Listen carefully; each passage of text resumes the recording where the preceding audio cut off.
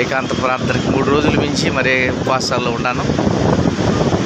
ఏకాంత ప్రార్థనకి స్థలానికి ఉదయం ఒక చోట ఉన్నాను. రాత్రి 8వ తారీఖు అమావాస్య రోజు దేవునితో గడపడానికి ఈ సముద్ర ప్రాంతంలో దేవుడు అత్యున్నతంగా మరి ఆశీర్వదించి నన్ను జ్ఞాపకం చేసుకుని నాకు ఈ చక్కటి అవకాశం ఇచ్చాడు.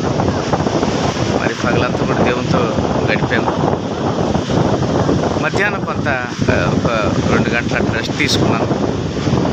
సో ఈ రాత్రి అంతా కూడా దేవునితో మాట్లాడటానికి, కొన్ని గొప్ప గొప్ప కార్యాలు జరిగించడానికి దేవుడు నాకు ఈ అవకాశం ఇచ్చాడు. ఈ రాత్రి దేవుడు తన బాహుబలం పంపి తన దేవదూతల కంచె నా మీదేసి కొన్ని శక్తులు విడుదల చేస్తాడని నేను విశ్వసించి నమ్ముతున్నాను.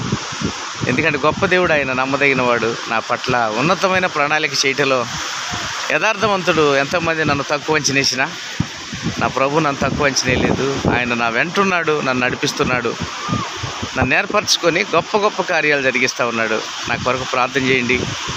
ఈ రాత్రి క్షేమం ఉండాలని. ఇక్కడ దొంగలు ఉన్నారు, పాములు ఉన్నాయి, సెల్ ఫోన్లు కూడా స్విచ్ ఆఫ్ చేసి షాపులో పెట్టబోతూ ఉన్నాను.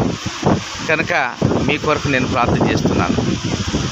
మరి మీ బలహీనతల నిమిత్తం నేను ప్రార్థన చేయబోతా ఉన్నాను. ఈ రాత్రి బలమైనటువంటి ముడులు విప్పదీయటానికి దేవుని కార్యం బయలుదేరుతుంది కనుక దేవుడు మిమ్మలను, మీ కుటుంబాలను ఆశీర్వదించును గాక. God bless you.